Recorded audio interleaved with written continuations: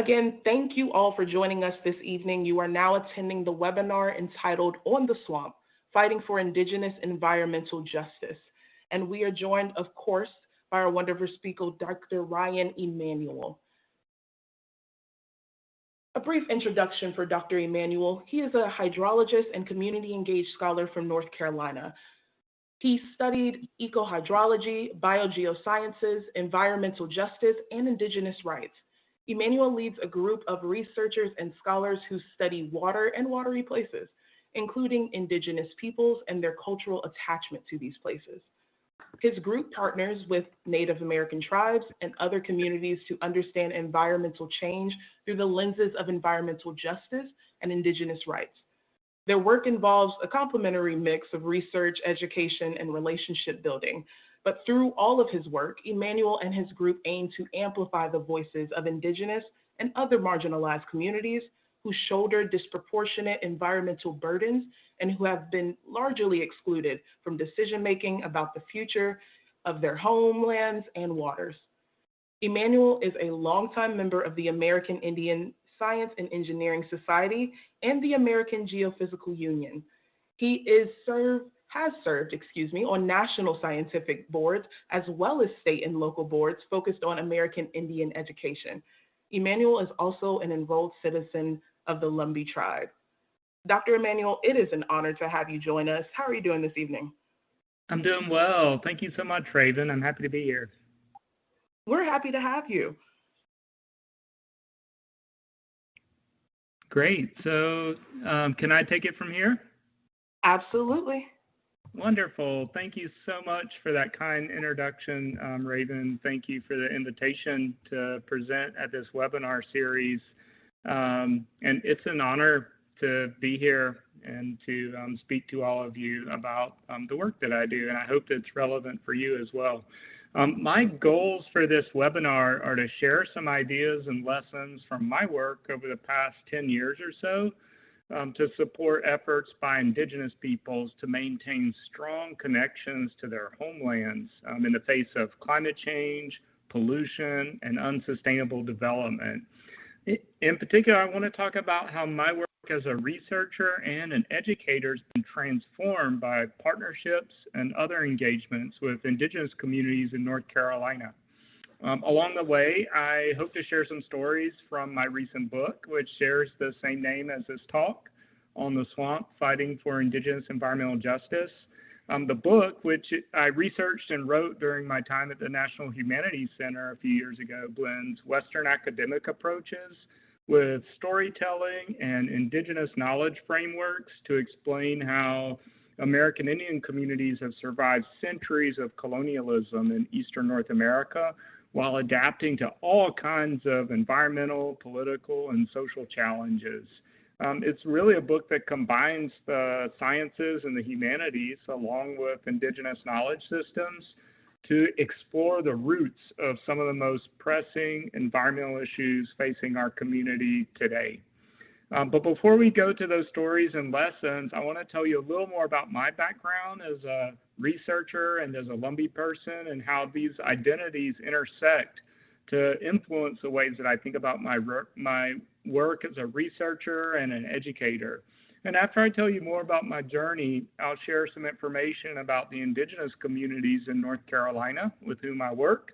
And I'll also explain more about what I mean by indigenous environmental justice, which is an important conceptual framework that informs how I go about my research. So with those objectives in mind, here we go. So I'm trained as a hydrologist, that is a water scientist. I went into that field because I was simultaneously drawn to the outdoors. I love rivers and forests and mountains, but I also like math and physics and computers. And it turns out that hydrology merges all of those things. We are typical Western scientists in the sense that we use our understanding of physical systems to formulate hypotheses about how freshwater moves through the environment while interacting with plants and soil and bedrock and even the atmosphere. And we test these hypotheses using experiments. But because our study systems are often really large, like whole watersheds or landscapes, we can't design tidy, controlled experiments like lab scientists. So we often design experiments around natural scenarios, storms, snowmelt, floods, droughts, etc. We set up monitoring systems to measure things like rainfall, snowmelt, stream flow, evaporation, groundwater, and more. And then we monitor these conditions for months or years to understand specific processes within the water cycle and how those processes can be affected by things like climate change, deforestation, development, wildfire, and more. And we often pair up our field campaigns with computer modeling or satellite data or other tools to help us explain those phenomena that we observe out in the real world. So all of my academic training focused on Western scientific frameworks for understanding rivers and their associated water cycles as complex integrated systems. So I spent the first 10 years of my academic career building a research program in hydrology. It incorporated all of these factors from a Western scientific perspective. I was tenured as a hydrologist, and that's the work that I thought I was going to do for my whole career. Specifically, I was really interested in the role of plants in the water cycle, especially how water use by trees can respond to environmental stimuli and even environmental stresses like drought to influence other parts of the water cycle. And during those years, I built a research group that conducted fieldwork in mountains all through North America, the Northern Rocky Mountains, tropic forests in Honduras, and the Southern Appalachian Mountains. And later on, our research spread downhill into coastal areas of the Southeast, where we studied the impacts of sea level rise and saltwater intrusion on coastal forests and coastal wetlands. Many of these projects were part of big multi-year collaborations between scientists at multiple institutions, universities, government agencies, things like that. And during that time, I trained student researchers and incorporated our findings into the university courses that I taught. And I continue to teach to this day on hydrology and environmental science.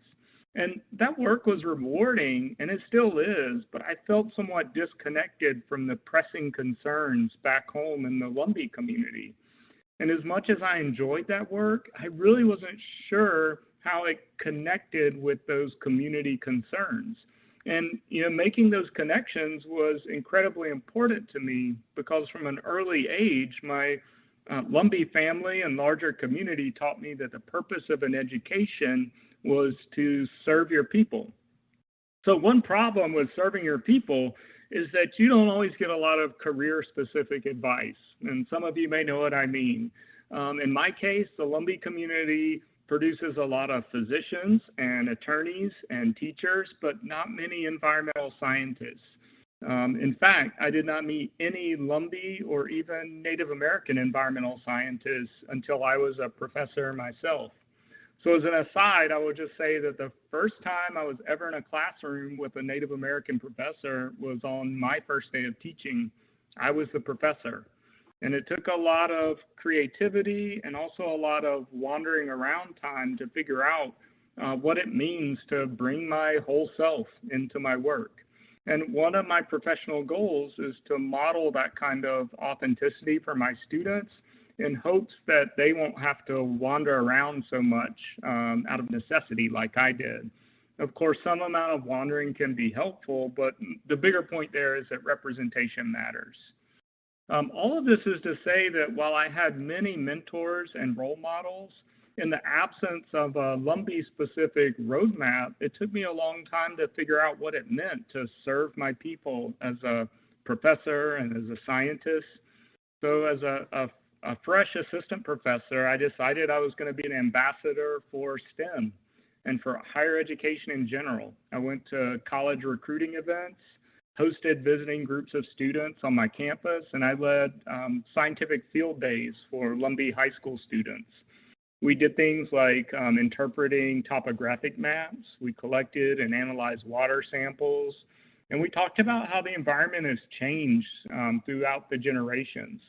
I spent a lot of time listening to the students and to their teachers and their families and hearing them tell me their personal encounters with things like air pollution from factory farms or nuisance flooding or other issues in the community.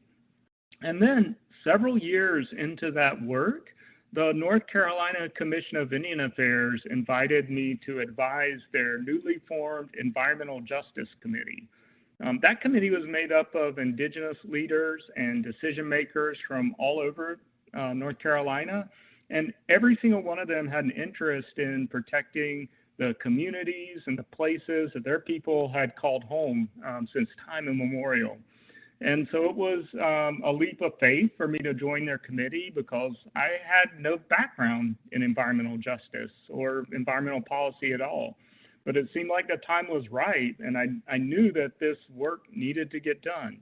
But before I go any deeper into the concept of environmental justice, I want to pause for a moment and make sure that we are all oriented to the indigenous peoples of what is now North Carolina. So we are the original peoples of what is today Eastern North Carolina. It's a vast landscape that lies east of the fall line. This is a map from my book that shows the wetlands of our region in dark gray. The fall line is this kind of diffuse geographical feature that divides the rolling Piedmont at the foot of the Appalachian Mountains from the largely flat coastal plain. The coastal plain is essentially the eastern portion of this map. It's the region that has all of the dark gray, all of the wetlands. And you can see the closer you get to the coast, the more wetlands there are. This map also includes the names of several present-day tribal communities in North Carolina. These communities are the survivors of historic Native peoples whose societies were shattered by colonialism during the 17th and early 18th centuries, so 1600s and 1700s. We are complex and diverse peoples, both culturally and politically. One ongoing theme, however, is that we are all people of water. What I mean by that is that our culturally significant places, our landscapes, are defined by water. Estuaries out on the coast, lakes and marshes farther inland, and dense networks of rivers that are flanked by these beautiful swamp forests. These features define our homelands today, just as they have for centuries. This is a map from the 1500s that was drawn following an English military expedition to our region. You can see it shows the eastern part of present-day North Carolina. You can clearly see indigenous towns located all along coastal waters and rivers farther inland. Most are Algonquian-speaking peoples, and immediately to the west of them are homelands of the Tuscarora people, and then further inland, various Siouan-speaking peoples. These are language groups. This map is also a reminder that the indigenous peoples of Eastern North Carolina had very early contact with Europeans, military expeditions in the 1500s. And these brought violence and disease to our communities. And then settler encroachment during the 1600s and 1700s erupted into a major regional war between 1711 and 1713. That war created a large internally displaced indigenous population. It led to the first reservations in North Carolina, and it broke up societies that had thrived here for centuries or millennia. But our ancestors survived. The coastal plain was full of swampland and isolated pockets of what outsiders consider to be marginal lands that allowed our communities to remain intact, even as some of our practices and our languages and customs evolved and adapted to a world that was changing around us. One thing that never changed through all those years, however, was our connection to water. Our ancestors traveled by canoe dugout canoes. These are fashioned out of a single log. And coastal plain rivers and lakes are ideal for these small watercraft. We have calm water, little or no currents, and channels that are often quite narrow and twisty. And so these days, we mainly use kayaks and canoes that are commercially built from,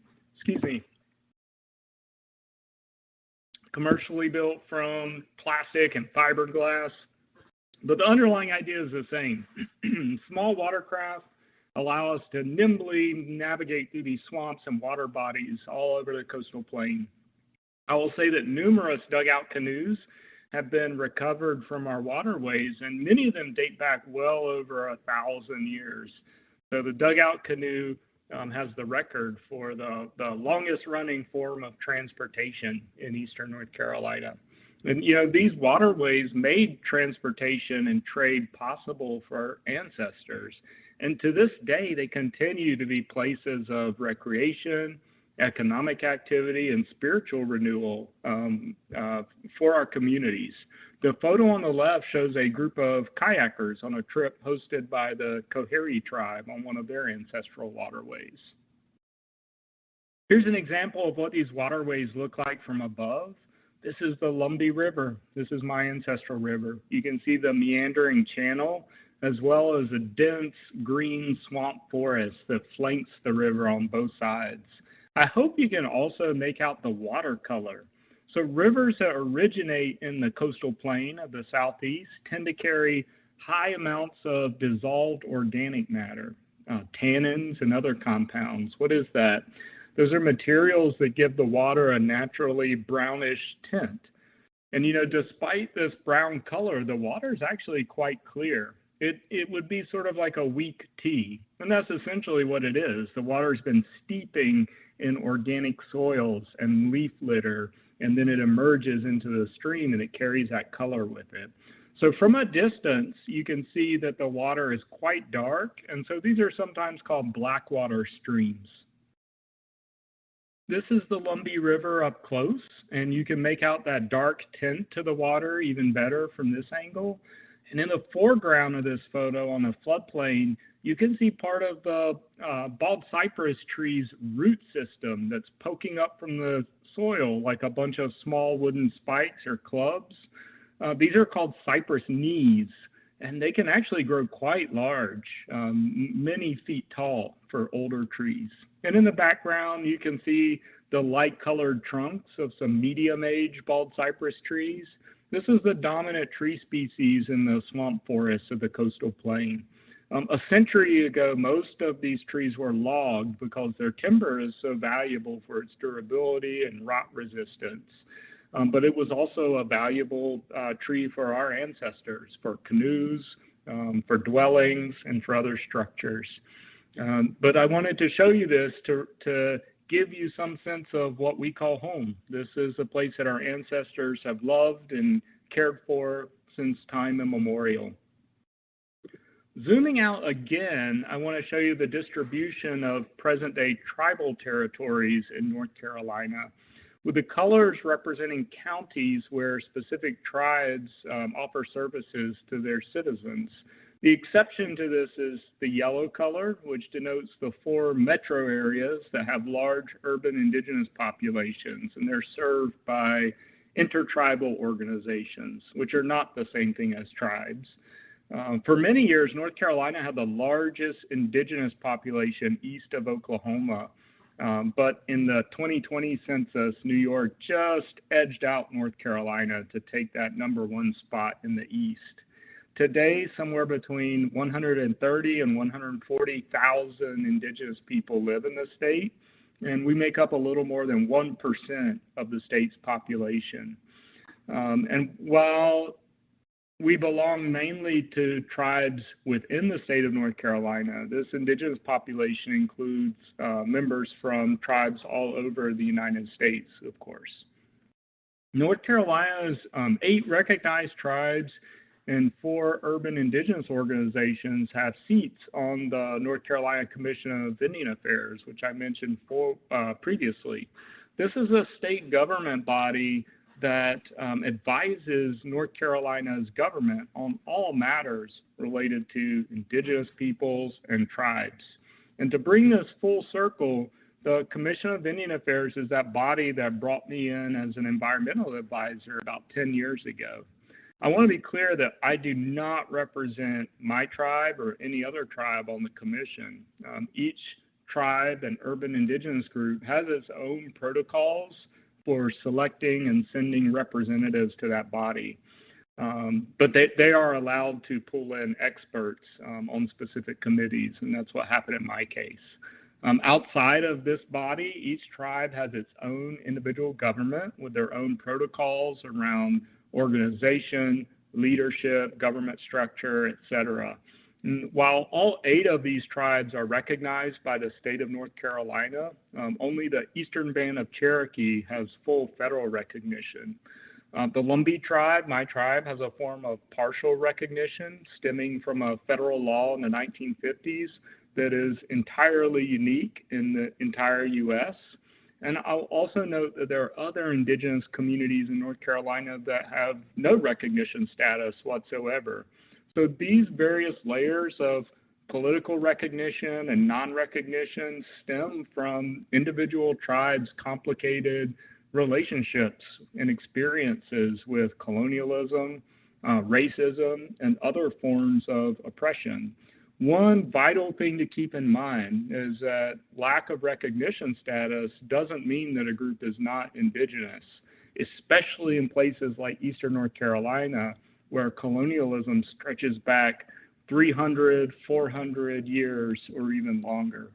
So with that, I just want to pause for a minute or two to see if people have questions about tribes or indigenous peoples here in North Carolina especially. I know we could talk about this topic all evening, of course, but before we move on to talk about environmental justice, I thought it would be good to check in and see if there are any pressing questions about what we've talked about so far. We do have a few. So I have a question here from Lewis, stemming from a comment, really. He commented the use of maps he really enjoyed, particularly seeing the land taken and the visibility for Native American tribes. And some others have asked, are there any go-to resources that you have for sourcing digital and physical maps? Oh, that's a great question. I'm a map maker, and so I love to make my own maps. But there is a resource, hopefully it is still online, and it's called the National Map. And it is a place where people who may not be cartographers, or even if you are a cartographer, it's a great resource. But you can go onto this federal government portal, and you can select the characteristics that you want in a map, and you can select the area, and it will generate the map for you using publicly available data, and that's called the National Map. So that is a great resource for generating maps of places that you select using variables that you select. Wow, that was a great question. I'm interested in learning more about the maps myself. I have 2 other questions for you at this time. Another one is from Emma. Excuse me if I pronounced your name wrong. She says, aside from the known contamination in the world, and in making the comparison from the past, how do we balance human needs with the preservation of these critical ecosystems? Yeah, there's an entire scientific literature on this, and sometimes it goes by the shorthand of planetary boundaries, where scientists have identified these different domains: biodiversity, water availability, food production, and they estimate how close we are to the limits of each of those domains. And so in that literature, people talk about what it means to balance human needs with environmental sustainability. And of course, there are many different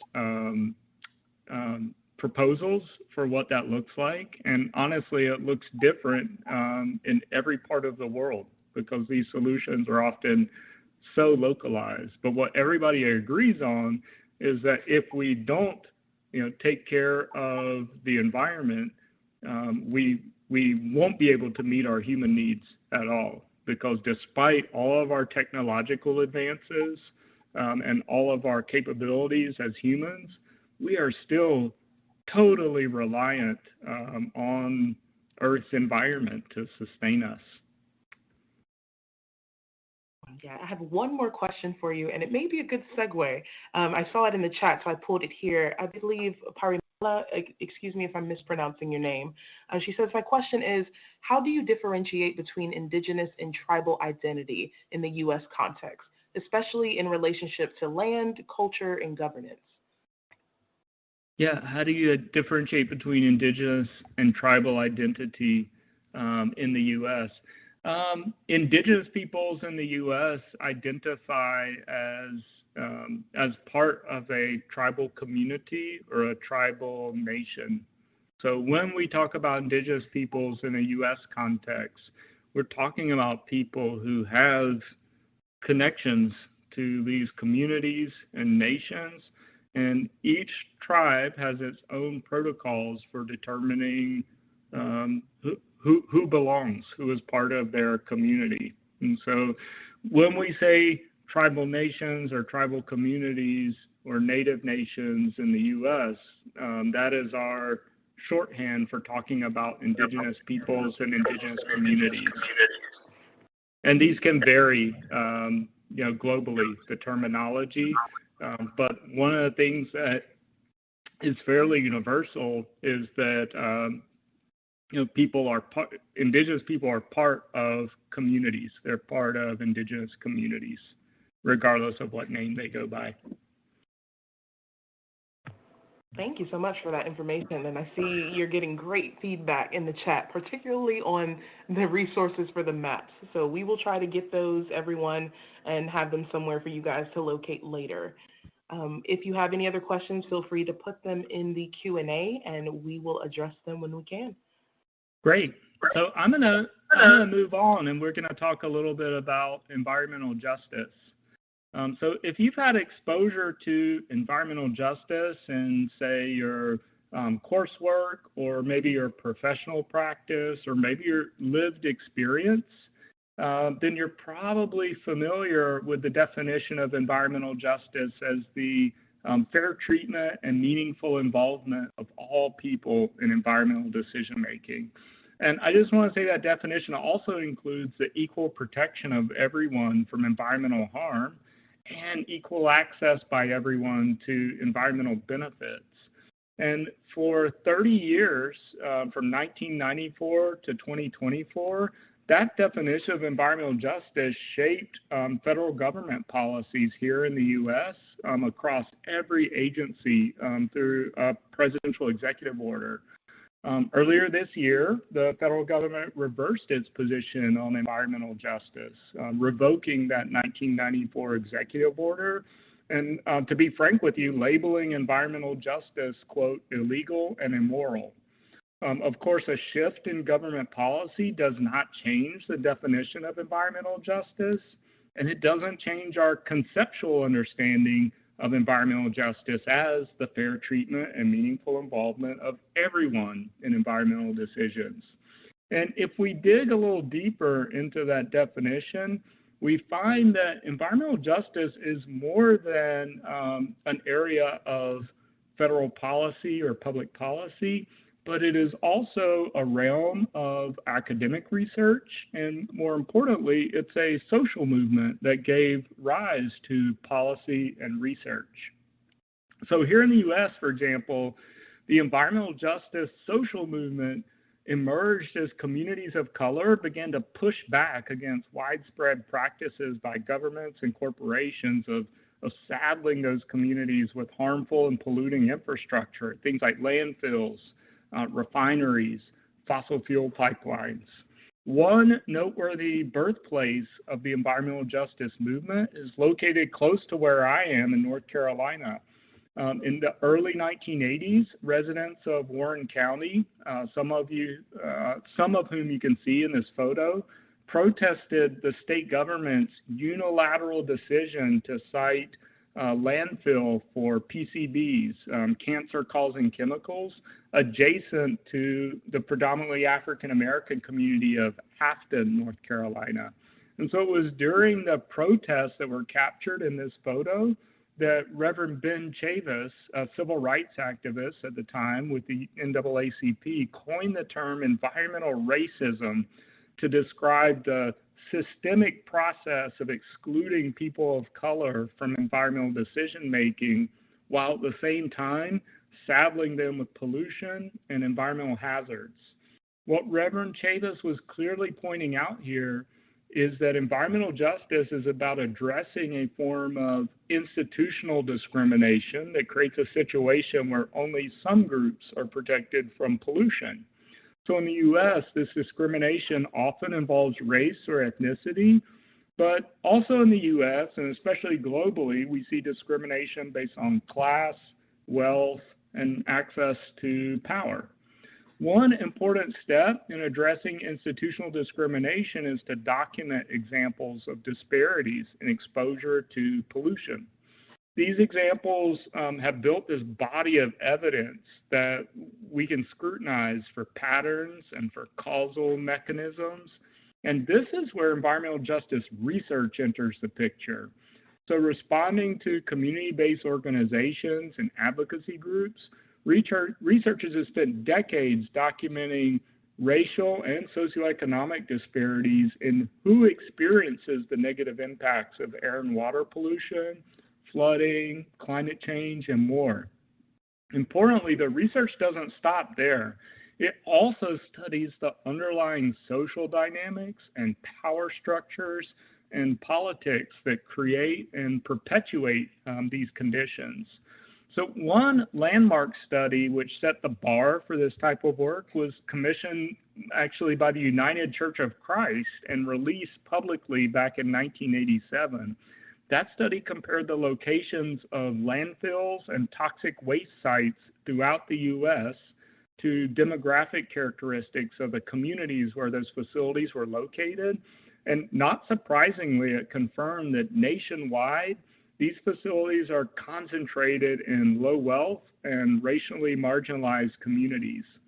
So in addition to that vein of research, which does involve a lot of mapping of pollution and hazards against demographic or socioeconomic data, environmental justice research also engages with social science and with policy analysis, and even with the humanities like environmental history, in order to understand the underlying power structures and the mechanisms that create these disparities.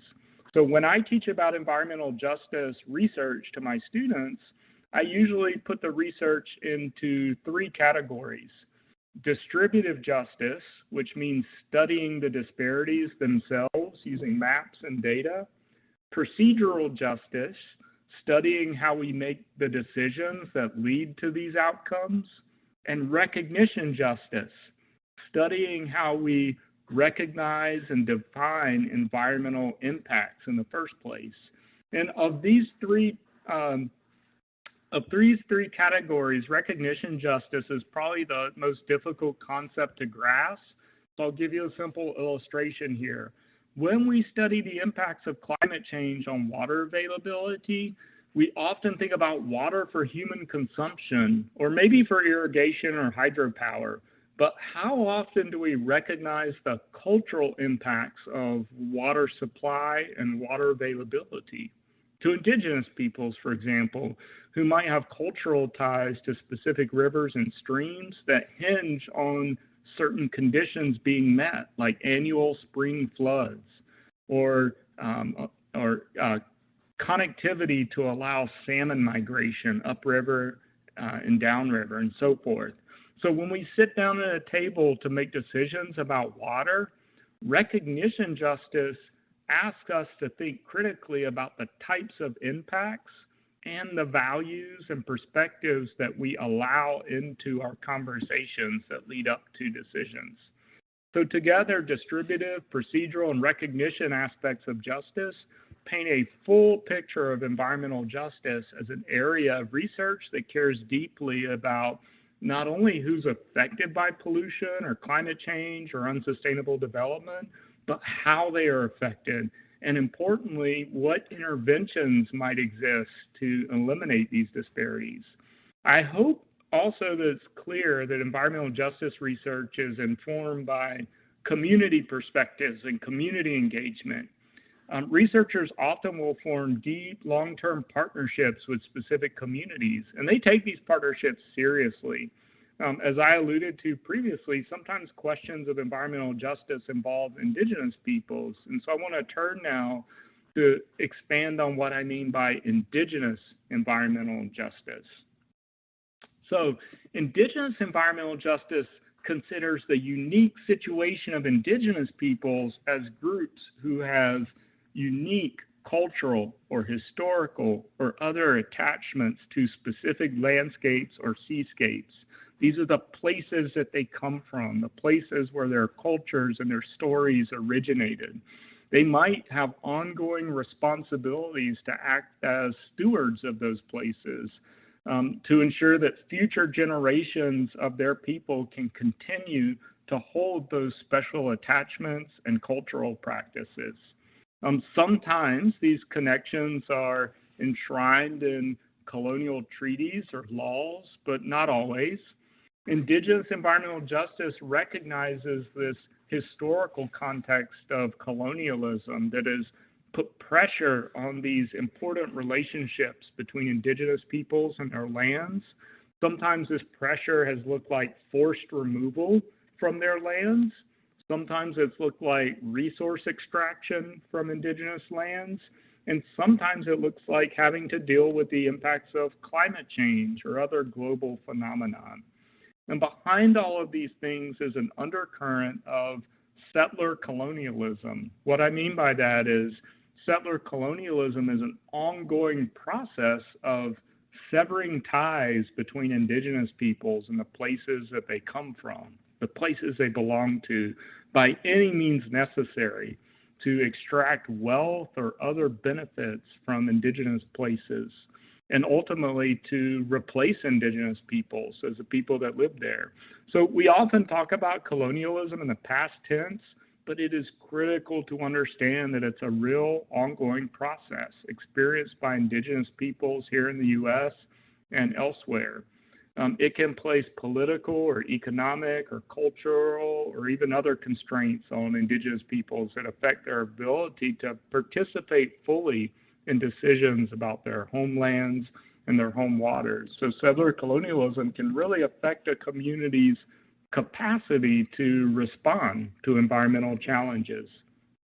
Back in 2007, the United Nations approved a declaration on the rights of Indigenous peoples, which affirmed that Indigenous groups have the collective right to set their own agenda when it comes to decisions about their lands.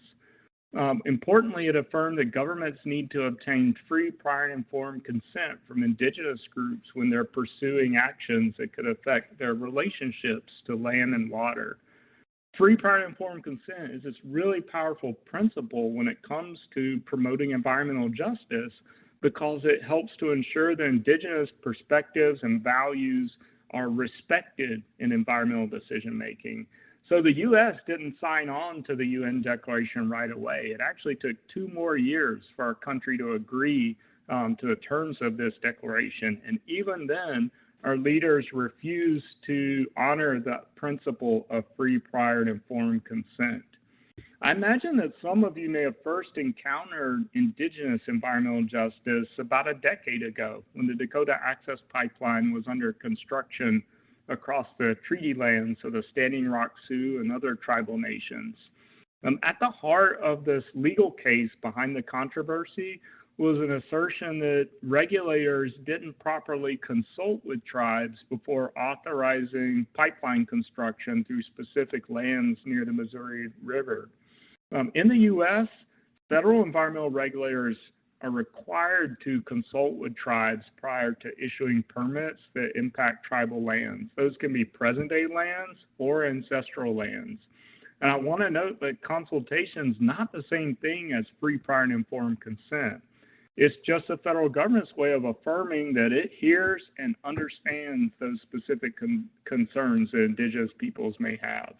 So in recent years, the practice of tribal consultation in the U.S. has been criticized by Indigenous leaders, by scholars, and even United Nations observers as ineffective and more like box checking than anything else.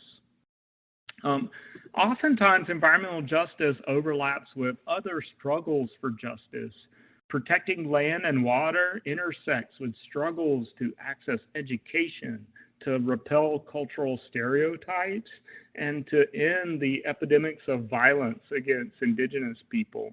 This is a mural by Lumbee artist Jessica Clark, and it's a montage of images from many of these struggles. And it always reminds me that Indigenous environmental justice is intersectional, meaning that Indigenous people's efforts to promote a clean and healthy environment is inseparable from efforts to address these other issues that our communities face. And all of these efforts reflect a desire by our people to determine the course of their own future. That's a concept known as self-determination. So in summary, Indigenous environmental justice requires that our decisions take into consideration Indigenous people's unique cultural connections to specific places, that they acknowledge collective rights, such as the right to free, prior, and informed consent under the UN Declaration. It involves serious consideration of how settler colonialism has affected and continues to affect Indigenous peoples and their ability to fulfill their roles as stewards of their homelands and waters. It requires a pursuit of meaningful engagement, something more akin to free, prior, and informed consent than just box checking. And it's forward-looking. It focuses on actions that promote self-determination, the ability of Indigenous people to bring about the futures that they want to see for themselves. So summarizing all of that, I want to share some examples from my own work. These come mostly from my book, and I hope that they will illustrate these ideas a little bit better. And I'll start with fossil fuel pipelines. These are not just an issue in Western states. North Carolina has a dense network of natural gas transmission pipelines that branch off from the main trunk line that runs from the Gulf Coast to northeastern states. Here's a piece of that transmission infrastructure in the Lumbee community of Prospect in eastern North Carolina. Prospect has hosted numerous gas pipelines since the 1950s, and almost all of that gas is consumed at faraway electric power plants or in cities elsewhere. Very little of it is actually consumed in our community. Early on, my work with the Commission of Indian Affairs focused on the Atlantic Coast Pipeline, which was a large shale gas project proposed for the southeastern U.S. It was ultimately canceled in 2020 after years of public outcry and resistance. Back in 2017, I took a close look at the federal government's environmental justice analysis for the pipeline after I learned from the Commission of Indian Affairs and from individual tribal governments that they had been excluded from the pipeline decision-making process. Not only that, but Indigenous peoples were barely mentioned at all in the government's environmental review. I found that federal regulators had weighted census data in a way that made Indigenous peoples virtually invisible in the analysis. As a result, they failed to recognize that Indigenous populations were the most overrepresented group of anyone living along the proposed pipeline route. This is especially true in North Carolina, where, as I told you before, Indigenous people make up just over 1% of the state's population, but they were 13% of the people living along the pipeline route. I published a brief commentary in Science explaining the flawed methods and, more importantly, why we have to get this analysis right. In it, I explained that all parties suffer when environmental justice analyses and tribal consultation are treated as meaningless rote exercises. Tribes suffer erosion of their sovereignty and damage to cultural landscapes. Federal-tribal relations deteriorate, and developers incur setbacks. So soon afterwards, I led a nationwide analysis of gas pipeline routes and social vulnerability, which is a measure of whether communities can bounce back when adverse events happen. And so that study revealed that there were spatial relationships between where pipelines were densely clustered and where high levels of social vulnerability were in the US. We published that work in a scientific journal, and here's another map that was created by National Geographic when they featured this work on their website. So I started that work after the Lumbee Tribal Council, my tribe's governing body, asked me to attend a meeting that was called by gas company executives, and they wanted to explain why their latest project, a liquefied natural gas plant that was planned for the middle of a Lumbee community, would be a good thing for our people. I actually got the idea for this analysis when one of the pipeline executives announced, our pipelines don't disproportionately impact marginalized groups because our pipelines are everywhere. And when he said that, I thought, that sounds like a testable hypothesis. So going into that meeting, I wasn't really sure what my role would be or what specific purpose I could serve by being there. But I showed up because my community asked me to, and it led to some fairly impactful research that tribal nations and other marginalized groups have been able to leverage in their work, protecting their communities and homelands. So one lesson here is that when you invest time building and maintaining relationships with specific communities, your own community or another community, you're going to be called into work that might not seem closely related to your expertise. But ultimately, these encounters can lead to new perspectives on the work that you do. And those perspectives can help you see bigger connections to societal concerns. In the Lumbee community, as in other tribal communities, we're also impacted by industrial livestock pollution. This is part of a massive property of 48 industrial poultry sheds that were under construction several years ago. Each one of these buildings is 600 feet long, 200 meters long. When they're complete, they're going to hold thousands and thousands of chickens each. So unlike swine operations, which often make the news around here because of their water pollution issues, these poultry facilities require no water quality permits in North Carolina. And so there's very little public information out there about them. And while this industry is a big employer for our region, to be sure, it's also a major source of pollution to our waterways. All of these livestock facilities have been a big focus of research in North Carolina for decades. And I was part of a team several years ago that looked at how these facilities are represented in land cover data sets. That's the map you see on the right.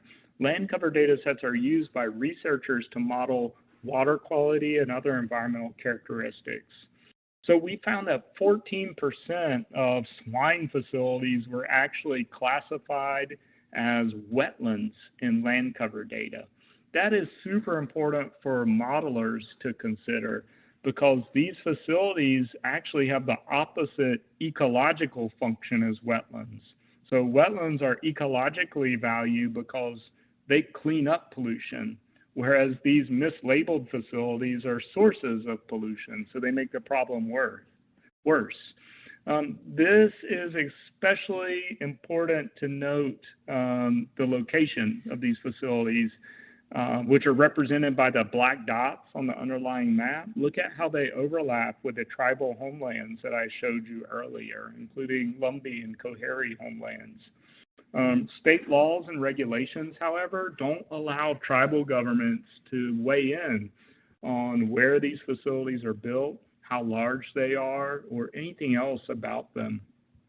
Another example is that we have to deal with the impacts of climate change up close in our region. This is often thought of as something that indigenous peoples deal with in the Arctic or maybe along the Gulf Coast, but we're seeing this in North Carolina too, and specifically Hurricanes Matthew and Florence inundated North Carolina several years ago.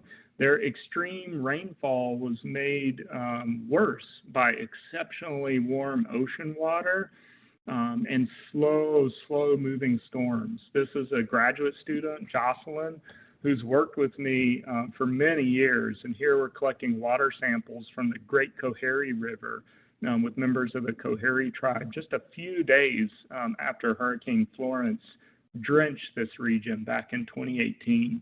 The samples that we collected that day were part of a larger rapid response project that eventually identified poultry gut bacteria, along with many other pathogens, human waste and animal waste in these floodwaters.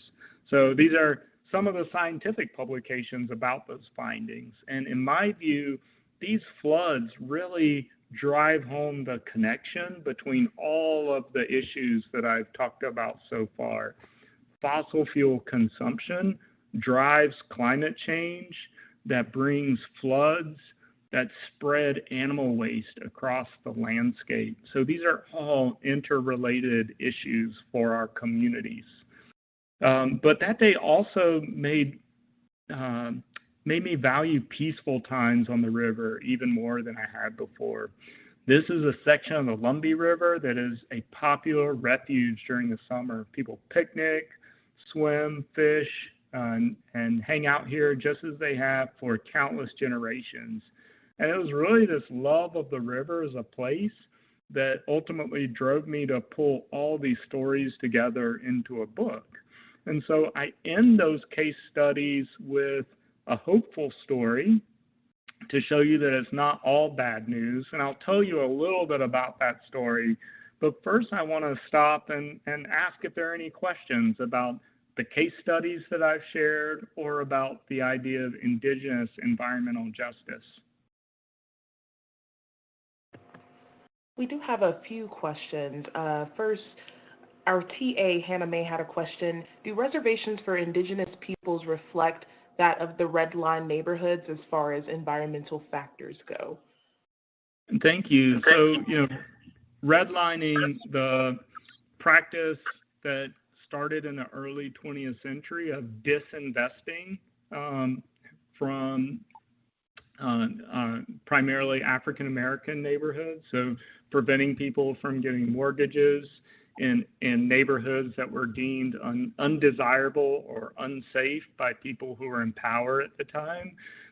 That was a practice that has led to all kinds of disparate impacts for minoritized people who are living in cities to this day, even though the practice nominally ended decades ago. And you could see similar phenomena on reservation lands, right? The mechanisms that created reservation lands are different from the mechanisms that created redlining, but you still see the legacy of disinvestment from those lands. Indigenous peoples were often placed on marginal lands, in other words, that were poor farmland or poor ranching land. And so there are all kinds of issues associated with the locations of these reservation lands, which may be hundreds or thousands of miles away from those people's original homelands, that can create some of the same types of disparities that we might see associated with redlining. So different processes, but there are some similarities in the outcomes. Thanks for that. And Hannah says, thank you in the chat. We have another question from Ida, who asks, environmental justice would be a great unit of study for Native American awareness. What body of research or work do you recommend for an upper elementary school teacher using tools that highlight dynamics that perpetuate the conditions of Native Americans and what they have battled for such a long time? There are some I'm apologize that I'm not going to use the right terminology because I'm not an early years educator, but there are some books that are oriented towards elementary school readers at different levels. And many of those are written by Indigenous authors. And so they tell stories of things like Standing Rock and the Dakota Access Pipeline, both from an Indigenous perspective and from a perspective that that is accessible, clear, and authentic, and appropriate for readers of different ages.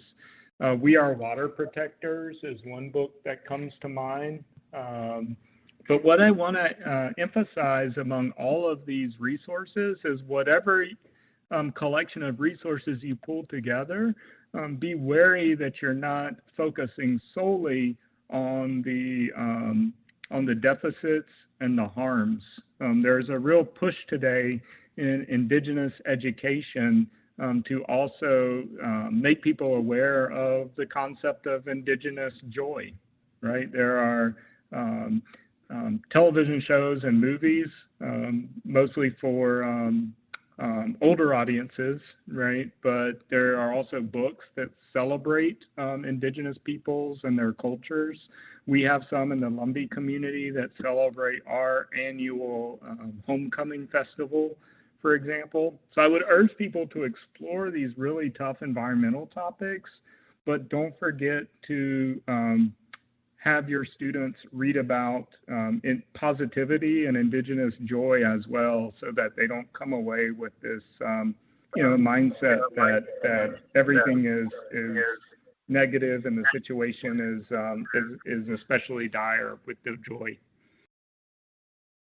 That's a great recommendation. And I see our webinar TAs for this evening, Hannah May and Megan Cole, are doing a great job of supporting some other resources. I'm excited to see any lesson plans that they'll develop later. I do have two other questions for you if you have the time now. Sure. Real quick, there's also a Native writer and book critic called Debbie Reese, who writes reviews of children's books about Indigenous people. Oh, we're getting great feedback in the chat for that one as well, and some others are recommending it themselves. So we have Paramala question, another question. I would like to know, what ethical and methodological considerations do you find most important when conducting research with Indigenous communities about environment and environmental justice?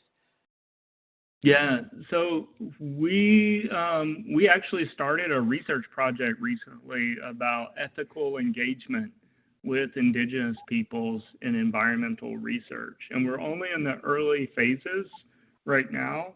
But some of the things that we're learning, and this work is highlighting, is the need to establish trust and establish relationships with communities, that are based on mutual respect and mutual understanding. There is a long problematic history of what people call parachute research. This is where the stereotypical researcher either literally or figuratively parachutes into a community, takes data or samples or stories or material, goes away, publishes the results, reaps all the rewards, and the community sees no benefit whatsoever. So that is the legacy of what we're dealing with. And as researchers, even Indigenous researchers, because we're connected to those institutions, we have to overcome the broken trust associated with those historic practices. So the most important thing is to build real, authentic, durable, and long-lasting relationships with communities, so that they know that they can rely on you if they reach out with a question. Even if it's not a question that is within your wheelhouse, you can still point them in the right direction, and you can give them trusted advice, you can give them trusted counsel, and that only happens after you've built a good relationship in a community. So it can be frustrating to researchers, who want to see the results. They want to see the results right away. Building a relationship doesn't necessarily result in a lot of data or publications or all of these things that we associate with success in research. In the long run, those things will come, but those are secondary to being a good partner with communities and making sure you're designing research that actually addresses things that are important to them. Amazing. I see Christina in the chat, community outreach and being able to connect with strangers to turn them into new bonds. I think that's very important as well. We have one other question at this time, and everyone feel free to continue dropping your questions in the chat or in the Q&A, and we will hopefully address a few more later. But our last question from Kenya: local waters are a great idea for a culture or community project. Do you know any digital resources or government facilities that can give more information for students? Local waters. So there was an idea a few years ago with the EPA that was basically knowing your local waters through what they were calling an address of your river. And so the address of your river is related to what watershed you're in. So your local river, what river does it flow into? What river does that river flow into? And so on out to the ocean. So that watershed address website was a great resource for the U.S. Globally, there are some global river databases, but they may not have the fine enough resolution to show all of the local rivers and streams. These global data sets are going to show major rivers and streams around the world. I would Google Global Rivers Database to see what comes up. If you're not in the U.S., if you are in the U.S., I would try to find this EPA resource, and hopefully it still exists. So, yeah, thank you for those great questions. I want to, if it's okay, I want to move on and get close to the end now. Yes, feel free to move on. I'll save a few more for later if you have the time.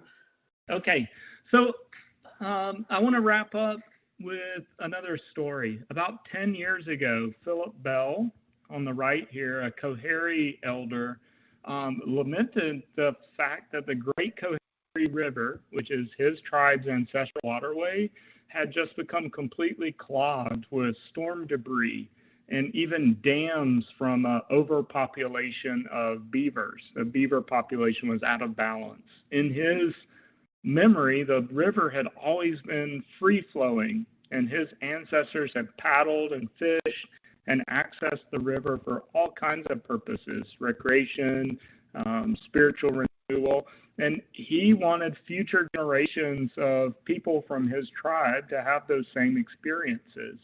And so Philip began slowly at first this long project of cleaning out these flow obstructions that have built out over decades of neglect. So what happened was, years ago, the state of North Carolina acquired all the swampland along the river and put that land into a conservation easement. In other words, they nominally protected that land from development or logging or what have you.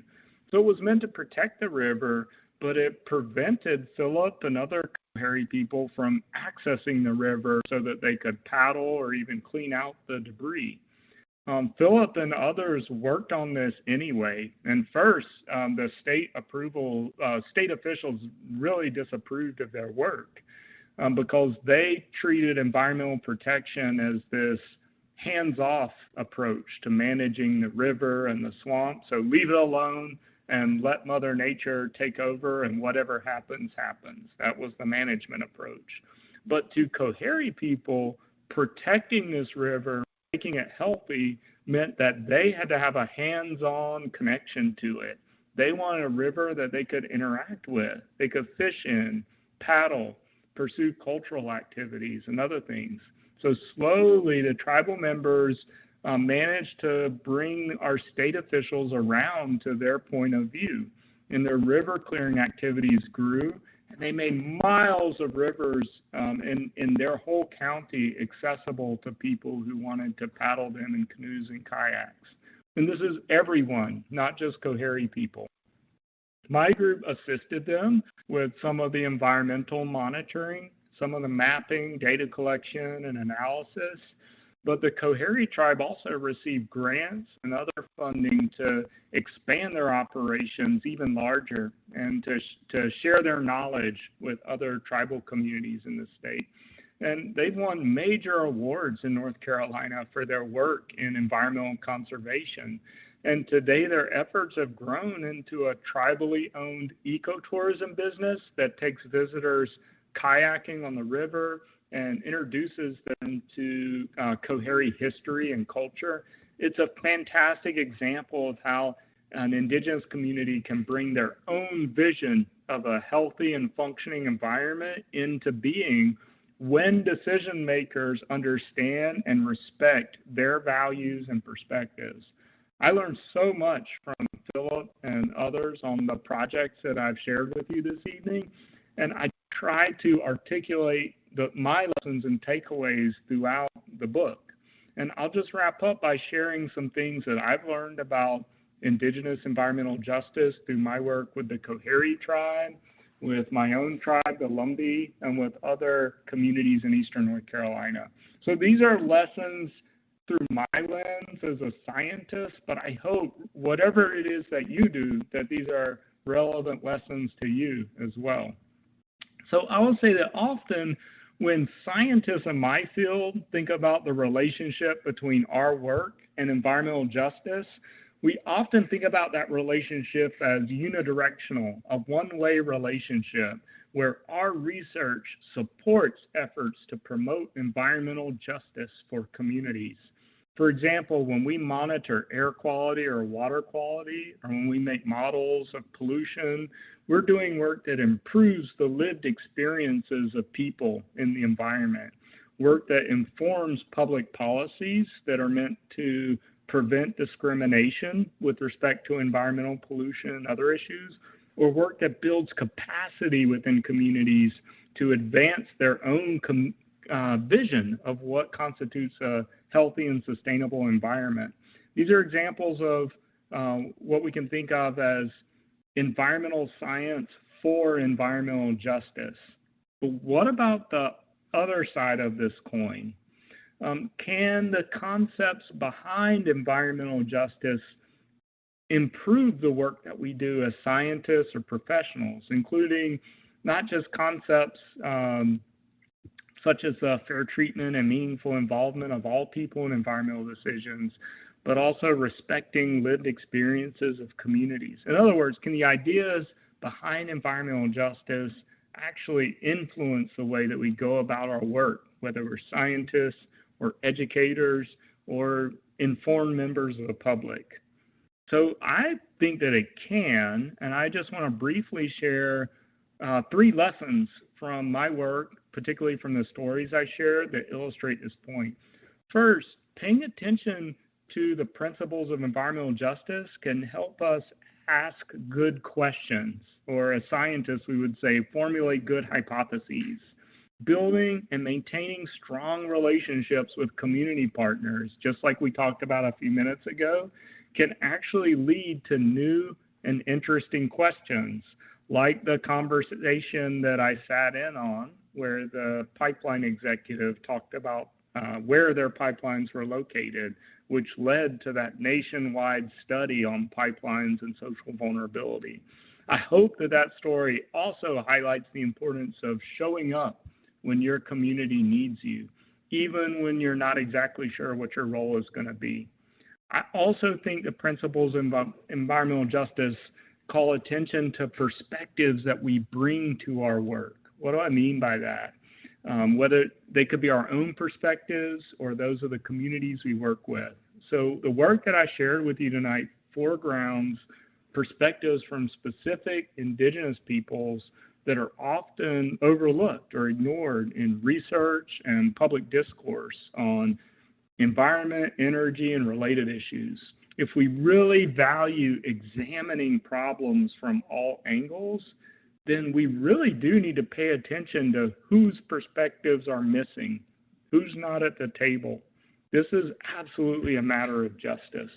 And lastly, I hope that the example I shared with you emphasizes the importance of thinking critically about the responsibilities and accountabilities that we each have to particular people or communities. The principles of environmental justice call on us to reflect on the people and the communities to whom we are accountable.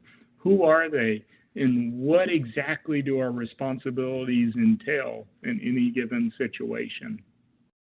So by paying attention to these ideas, I think that we can improve the work that we do, regardless of what kind of work that is.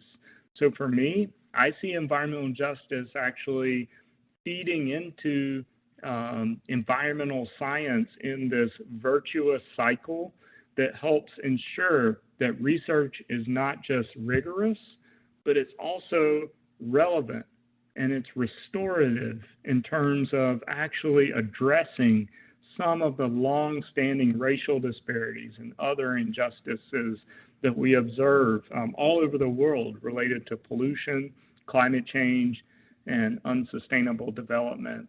And so I also want to encourage you to think about how to connect with your culturally important lands or waters, however you define them. Because when any of us, indigenous or non-indigenous, take time to form attachments to specific places, I think that we start to see those places more like relatives to take care of and respect instead of resources to exploit. And that shift in perspective is an essential part of unwinding the tendrils of colonialism that affect how all of us move through the world, myself included, and how we think about our work as scientists, educators, students, professionals, whatever. That is the essence of Indigenous environmental justice. If you want to learn more, one goal of my book is actually to help equip people with a different mindset for thinking through environmental issues, or at least for understanding that your mindset is just one of many that matter. To me, that's a baseline step that we need to achieve before we can start to have even more change-making conversations about relationships between people and the environment. So I want to thank you all for your attention and for your wonderful questions. And any time that we have left, I would love to spend answering even more of your questions. So thanks so much. Thank you, and I see a ton of thank yous in the chat. That we have had an amazing time with you this evening. Thank you so much. I do have a few other questions, and we'll take the time for maybe two. We'll see. We have one for Rosalind, who asked, how does one determine that the population, for example, with the beavers, was an overpopulation? If it's wildlife, how does the overpopulation get corrected? Yeah, so in a well-balanced system, the beaver population would be controlled by predators. And so the evidence of overpopulation would be an overabundance of beaver dams and beaver lodges, which you might think would be great for the beavers, right? Their population's really booming. But what tends to happen is when any organism's population grows beyond a certain level, it will often lead to a crash in that population. So actually having predators to control that beaver population is really important for making sure that those beavers stay around for a long time. And in Philip's case, the case of the Coharie tribe, beavers were actually eradicated entirely more than 100 years ago. And the beavers that we see today were reintroduced by wildlife officials who wanted to spur a new era of beaver trapping in the state. But they reintroduced these beavers, but there were no natural predators for them. And so they realized their error, and they've been trying through the years to entice people to trap these beavers more and more to control their population. Wonderful. Is there any other questions? I'm looking here because I know the thank yous in the chat have flooded out the questions that I was looking at. If anyone else has a question, we'll take that time now to address it.